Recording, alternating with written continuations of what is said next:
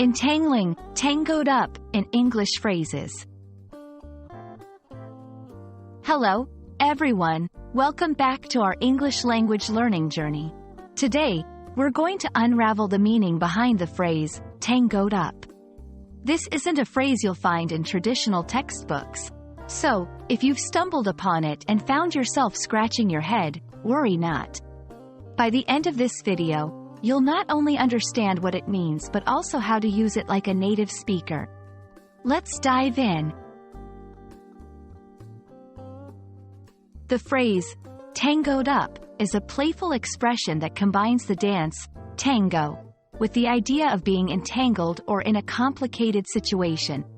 Tango is a dance that requires two partners to move in a synchronized and sometimes intricate pattern. When people say they are tangoed up, they are metaphorically referring to being in a complex situation that is as difficult to step out of as it is to navigate a tango dance. It's a light-hearted way to describe a mix-up or a challenging scenario. Interestingly, tangoed up isn't a classical idiom with deep historical roots. Instead, it's a modern phrase that borrows from the popularity of the tango dance to create an instant visual of confusion or complexity. While the exact origin is unclear, it's a good example of how English speakers often use creative language to make their conversations more colorful and expressive. Now that you know what tangoed up means, let's put it into practice. Here are some example sentences. I tried to explain the situation to my boss, but the more I talked, the more tangoed up it became.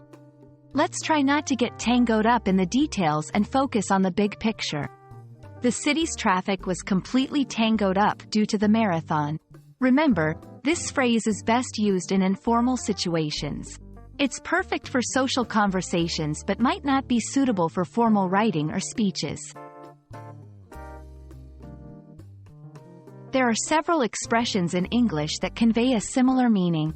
Phrases like mixed up, tied up in knots, and in a pickle are all fun ways to describe situations where you find yourself in a bind or confusion. Comparing these will help you understand the nuances and choose the right one for your context. I hope this explanation has clarified tangoed up for you and you're now confident using it in your daily conversations. English is a vibrant language that's always evolving, and phrases like these keep it exciting and alive. Keep practicing, and don't be afraid to get a little creative with your language use.